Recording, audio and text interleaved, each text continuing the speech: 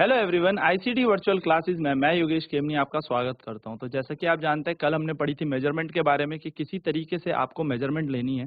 तो अगर आपके पास कोई स्केल है तो आप क्या करेंगे, जीरो पे उसका एक कोना मार्क करेंगे। जैसे किसी पेपर की लंबाई आपको नापनी है तो आपने क्या करना है, जीरो पे पहला कोना रख देना है एंड देन एकदम चिपका के रखना है, टेढ़ा नहीं रखना है स्केल। ठीक है, सीधा स्केल रखेंगे एंड आप यहाँ पे क्या करेंगे, मेजरमेंट करेंगे। हमने मेजरमेंट के लिए अलग अलग डिविजन्स भी देखी थी कि सेंटीमीटर का स्केल होता है और 1 सेंटीमीटर स्केल के अंदर 10 छोटे छोटे डिविजन्स होते हैं, जिसको 1 मिलीमीटर की एक डिवीजन कहा था, यानी कि 10 मिलीमीटर बन के 1 सेंटीमीटर बन रहा था। और अगर गलती से अगर हमारे पास कोई एक ऐसा कपड़ा है या कोई टुकड़ा है जिसकी जो लंबाई है वो 5.5 या 6.5 है, तो हम उससे आराम से नाप सकते हैं। कैसे? 5 सेंटीमीटर पे रखेंगे और उसके बाद जितने डिविजन्स यानी कि जितने मिलीमीटर पे आके वो बाउंड्री खत्म हो रही होगी, वहीं पर उसकी वो मापन की लंबाई होगी या वही उसका मापन है। तो चलिए आगे बात करते हैं कि आपके पास अगर टूटा हुआ स्केल हो, यानी कि अगर स्केल एक कोने से टूटा हुआ हो, उस पे जीरो मार्क ना हो, तो आप किस तरीके से मेजरमेंट लेंगे। तो इसको समझने के लिए चलिए बढ़ते हैं सीधे डिजिटल बोर्ड की तरफ। सो मान लीजिए आपके पास देखिए एक स्केल टूटा हुआ है, तो आपसे कह रहा है यहाँ पर आप पूरी की पूरी क्या करेंगे, डिविजन्स करेंगे, है ना। तो डिवीजन करने के लिए यहाँ पर जरा ध्यान से देखिएगा, how to measure the length if the end of the scale are broken, यानी कि अगर आपका स्केल की जो लंबाई टूटी हुई है तब आपको यहाँ पर मापन करना है, तो आप कैसे कर पाएंगे। तो how to measure the length if the end of the scale are broken, है ना। अगर आपका स्केल का एक कोना देखिए टूटा हुआ है, ऐसे टूटा हुआ है, तो अब आप मापन कैसे करेंगे भाई। तो इसको मापन के लिए आपको कुछ नहीं करना। देखो, if the end of the scale are broken और zero marking is not clear, अगर आपके फीते का एक कोना टूटा हुआ है और उसकी जीरो मार्किंग आपको क्लियर नहीं दिख रही, साफ से नहीं दिख रही, सो इसके it can be still use for the measurement, हम तब भी इसको यूज कर सकते हैं।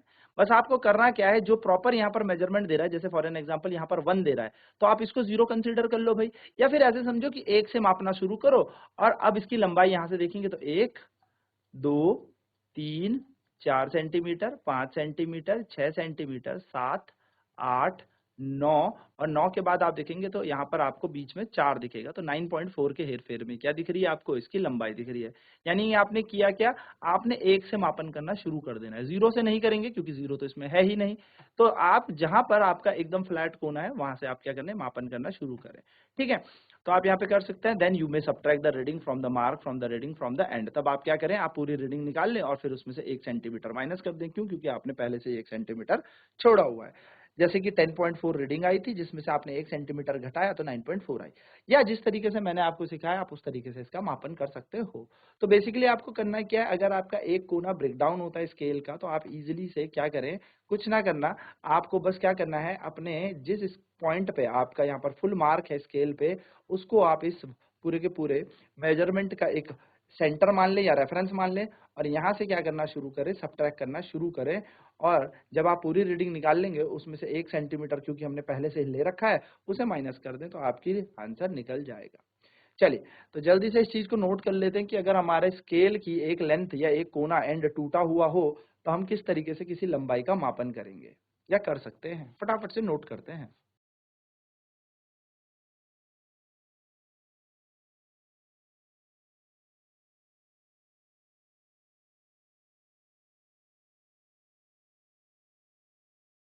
So how do visually challenged student measure the length? They use the scale raising marking they can felt by touching them. तो देखो, आपसे पूछा है कि कैसे कोई विजुअली है चैलेंज, यानी कि अगर कोई इंसान या कोई बच्चा या कोई भी ऐसा मनुष्य है जो बेसिकली विजुअली चैलेंज है, वो देखने में असमर्थ है, वो देख नहीं पाता, तो वो कैसे किसी मेजरमेंट को ले। तो उसके लिए हमारे पास एक स्पेशल फीता है, आप कह सकते हो एक स्केल है, जिसमें देखिए ये मार्क बने हुए हैं, डॉट डॉट बने हुए हैं ना।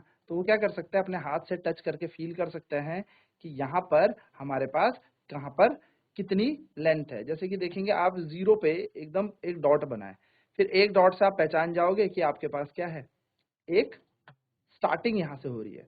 उसके बाद आप क्या कर सकते हो, फिर देखिए एक दो डॉट है, फिर दो डॉट है, फिर दो डॉट है, फिर दो डॉट है, फिर 3 डॉट आ गए 5 पे।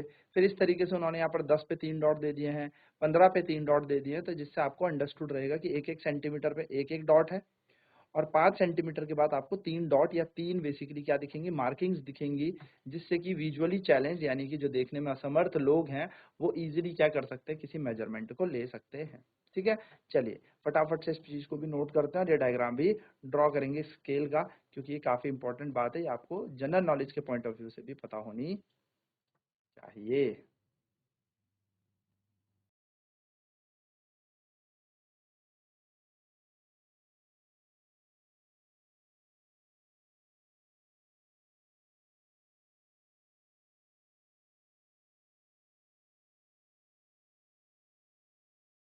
चलो, एक एक्टिविटी है लेट अस मेजर, हम एक मेजरमेंट लेते हैं एक्टिविटी के थ्रू। Select some object around you such as a comb, a pen, a pencil, an eraser to measure their length. क्या करें, कुछ वस्तुओं को अपने आसपास सेलेक्ट करें, जैसे एक कंघी हो सकती है, पेन हो सकता है, पेंसिल हो सकती है, कोई रबड़ हो सकता है जिससे आप क्या करते हैं, पेंसिल के लिखे हुए को मिटाते हैं, रबड़ हो सकता है, इरेजर हो सकता है। इनकी लंबाई मापने के लिए measure their length one by one using a metre scale and note down the measurement. और आपको क्या करना है, एक एक करके कंघी की, पेन की, पेंसिल की, इरेजर की लंबाई नापनी है एक स्केल से और उनको यहाँ पर लिख देना है। वाइल राइटिंग द लेंथ, जब लंबाई आप लिखेंगे, do not forget to write unit also, आप उसकी यूनिट जरूर लिखे, सेंटीमीटर में है, मीटर में। Your result will consist of 2 part, आपका जो रिजल्ट है वो 2 तरीके के या 2 हिस्सों में बटा हुआ होगा। 1 पार्ट इज नंबर, एक होगा नंबर, एक होगी उसकी यूनिट। जैसे मैंने आपको हमेशा बताया, 1 सेंटीमीटर, 2 सेंटीमीटर, 5 मीटर, यानी कि एक तरफ नंबर होगा और दूसरी चीज क्या होगी, उसमें कोई यूनिट होगी। Some of your friend in the class would have measured the length of the same object, same आपकी यही ऑब्जेक्ट आपके दोस्तों ने भी क्लास में मेजर किए होंगे या अपने घरों में मेजर किए होंगे। आप उनकी मेजरमेंट से अपनी मेजरमेंट को कंपेयर करना, यानी कि उनकी जो मापन हुई है और आपके जो मापन की है उनमें तुलना करना, लेंथ को कंपेयर करना। All the measured length are same और स्लाइटली डिफरेंट है, आप चेक कीजिएगा कि सारी मेजरमेंट सेम है या थोड़ा सा अलग।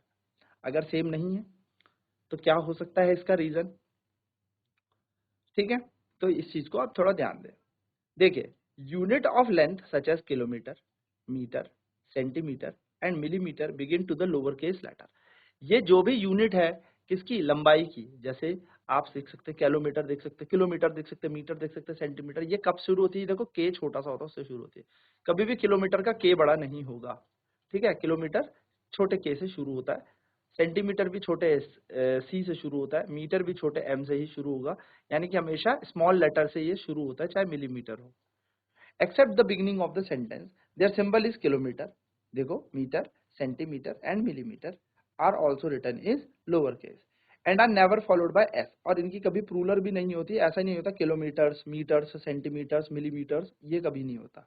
ठीक है, note that full stop is not written after the symbol, symbol के बाद फुल स्टॉप कभी भी नहीं लगाते, except the end of the sentence, बस इतना ना हो कि क्वेश्चन का एकदम एंड ना हो तब तक। तो while writing the length always leave a space between the number and the unit, और जब भी आप लंबाई लिख रहे हो, जैसे आप 10 सेंटीमीटर लिख रहे हो तो आपने लिखा 10, तो एकदम चिपका के ना लिखे, थोड़ा सा स्पेस इसके बीच रखे, थोड़ा सा हल्का सा एक स्पेस रखे, ये लिखने का एक प्रॉपर तरीका है 10 सेंटीमीटर को। तो यही कह रहे हैं कि जब भी आप नंबर लिखें या उसकी यूनिट भी लिखें तो उसके बीच में थोड़ा सा स्पेस भी देना चाहिए। चलिए, इस पॉइंट को भी नोट करेंगे, काफी इंपॉर्टेंट और इंटरेस्टिंग पॉइंट है।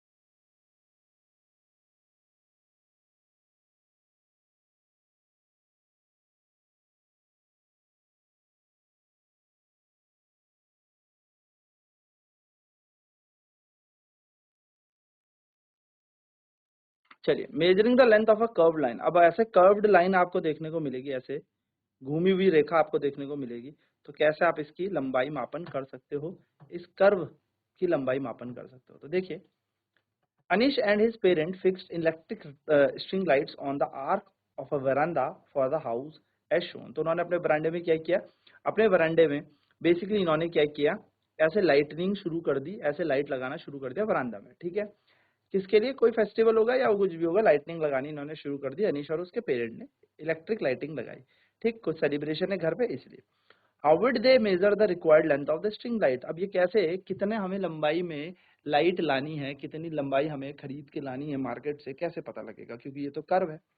तो in that case a curve line measurement can be made with the help of a flexible measuring tape or by using a thread। तो इस केस में हम क्या कर सकते हैं, कोई कर्व लाइन की अगर हमें मेजरमेंट लेनी है तो हम किसी फ्लेक्सिबल मेजरिंग टेप से ले सकते हैं या किसी थ्रेड से ले सकते हैं। देखिए, the thread can be straighten at the end and the length can be measured using a metre scale. तो हमने किया क्या, हमने हर एक कोने में ऐसे ऐसे ऐसे ऐसे रस्सी लगाई, अपना रस्सी लगा, क्योंकि रस्सी तो मुड़ सकती है, रस्सी लगा के हमने ये पूरी की पूरी यहाँ से यहाँ तक की क्या कर ली, रस्सी लगा के चेक कर ली। अब इस रस्सी को निकाला और हमने इसको क्या कर लिया, किसी एक स्केल से या टेप से सीधा सीधा नाप लिया। तो जितनी इस रस्सी की लंबाई होगी उतनी ही हमें स्ट्रिंग की लंबो, उतनी ही हमें क्या चाहिए, लाइट स्ट्रिंग्स चाहिए, उतनी ही हमें क्या चाहिए होंगी, लड़ियां चाहिए, उतनी ही लंबाई में हमें लड़ियां चाहिए, और हम अपने घर को डेकोरेट कर सकते हैं। ठीक है, चलिए फटाफट से नोट डाउन करेंगे इस पॉइंट को भी।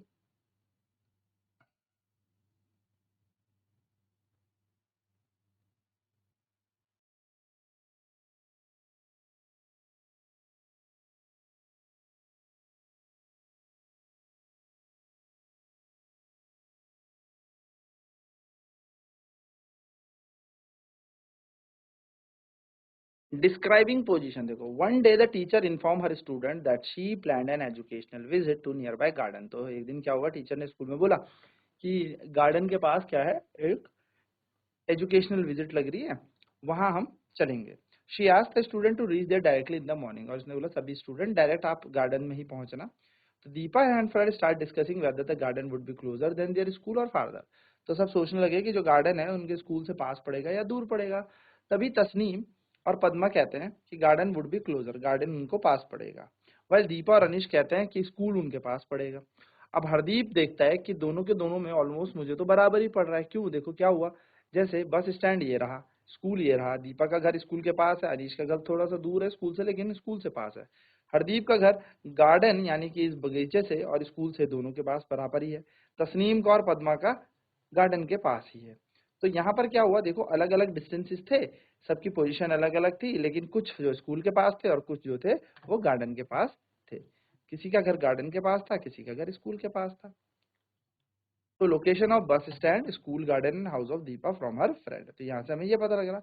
सो what do you think is correct, all of them are correct, है ना। तो इनमें से कौन सही है, इनमें सारे के सारे सही है, but why their observation different, पर इनकी ऑब्जर्वेशन क्यों डिफरेंट थी, क्योंकि इनकी जो पोजीशन थी, डिस्टेंस तो स्कूल और गार्डन में वो अलग अलग थी इनके घर की। यानी कि इनके घर की जो पोजीशन थी स्कूल और गार्डन के अनुसार वो दोनों के दोनों अलग थी। Instead of each of them had thought of distances for the same object और point, say bus stand, and their observation would have been the same, है ना। when the distance is stated with respect to fixed object, then point is called reference point। तो जैसे हम एक point से दूसरे point तक का डिस्टेंस चेक करते हैं तो जिस पॉइंट से हम कंसीडर करते हैं उसको रेफरेंस पॉइंट बोलते हैं। जैसे इन सब ने अगर बोला कि बस स्टैंड से गार्डन तक तो सेम दूरी पड़ेगी, चाहे पद्मा का घर हो, चाहे तस्नीम का घर हो, चाहे हरदीप का घर हो, चाहे अनीश का घर हो, चाहे दीपा का घर हो, अगर हम बस स्टैंड से बात करेंगे तो सबको गार्डन की दूरी बराबर ही पड़ेगी। तो इस टाइम जो बस स्टैंड है वो एक क्या है, रेफरेंस पॉइंट है।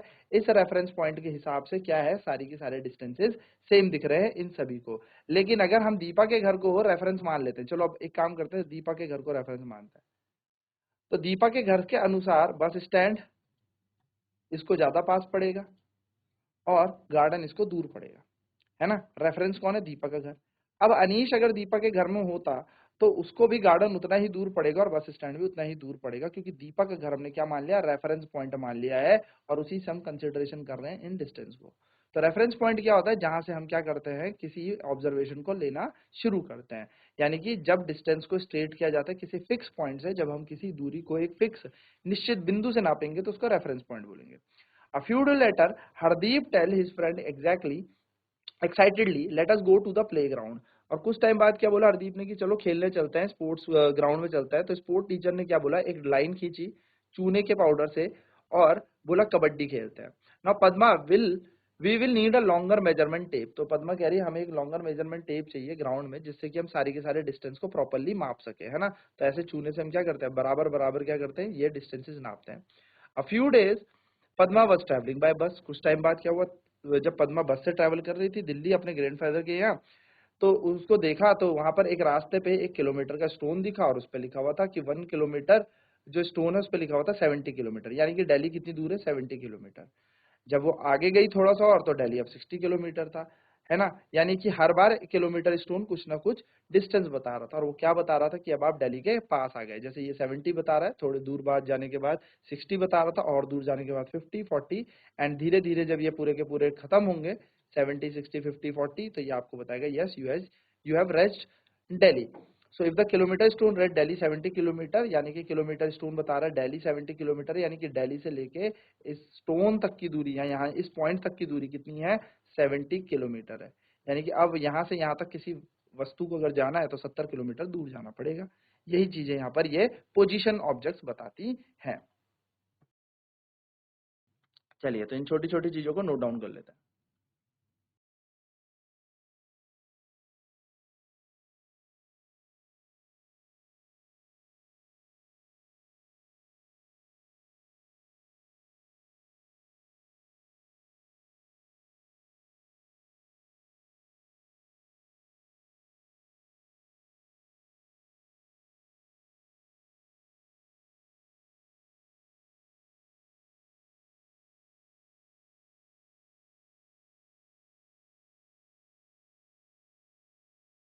तो जैसे ये कबड्डी खेल रहे थे तो उन्होंने भी क्या किया, एक रेफरेंस पॉइंट लिया कि इस पॉइंट से हम क्या करेंगे, इधर लाइन खींचेंगे और इधर लाइन खींचेंगे, है ना।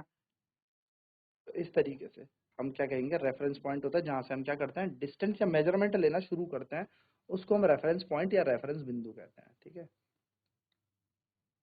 तो आज की क्लास में हमने क्या देखा, आज की क्लास में हमने देखा कैसे हम लोग डिस्टेंस को मेजर करेंगे, क्या रेफरेंस पॉइंट होता है और किस तरीके से हमें इस रेफरेंस पॉइंट से आगे की तरफ बढ़ना है। अलग अलग पत्थर, जैसे रास्ते में जब दीपा जा रही थी तो क्या देखा, अलग अलग पत्थर अलग अलग दूरी बता रहे थे दिल्ली की, तो इन्हीं को पोजीशंस बोलते हैं। ये आपकी पोजीशन बताता है कि आप कहाँ पर हो। अब नेक्स्ट क्लास में बात करेंगे मूविंग थिंग्स क्या होती है, किस तरीके से वस्तुएं चलती है, और वस्तुएं जब चलेंगी तो उनसे रिलेटेड क्या क्या चीजें हमें जाननी होती है। तो आज की क्लास में इतना ही। आईसीटी वर्चुअल क्लासेस में जुड़ने के लिए धन्यवाद। आपका दिन शुभ हो।